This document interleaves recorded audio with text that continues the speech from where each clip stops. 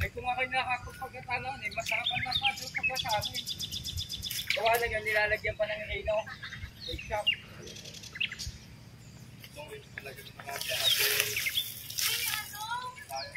Yeah. Ito lang, ang akin. Ha? Ayos na to. Ayun pa isa ka, oh. Huwag na, tama na. Ha? Tama na. Taka, di magdala, ang puputuloy. Yan.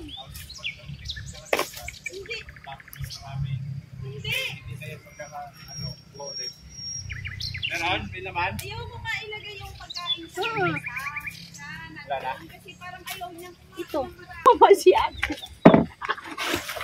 Ito. Marami akong ano eh. Ay, tama. Kagustuhan sa buhay. Kaya naman daw yan ni Kuya Andy ibigay. Wow! Di ba Kuya? Paka-stock ko lang yung ano. Ano yung kaya? Yun lang yun. Gusto ko lang ng kaibigan. Mahalaga. Nagmamahalan. Kasi, alam mo ba, ito na yun? Maganda pa yung magkaibigan. Kasi pag nagka-relasyon na, nag-aaway na. Ay, ganun talaga yan. Yung mawawala talaga yung ganun. Magkaibigan ngayon, nag-aaway din minsan eh.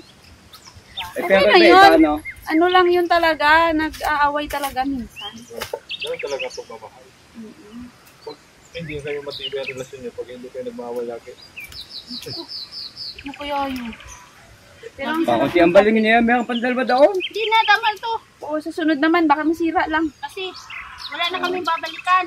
Hindi, meron pa eh. Eh, ito pa balingin eh, oh.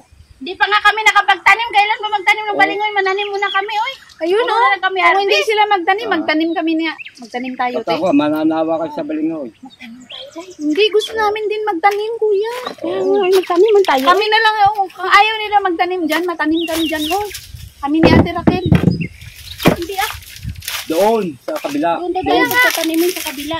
Ilalagay daw tayo doon sa disyerto. Oo. Oo, tapos maglagay Doon sa ng medyo kubo doon. tago-tago. Oo.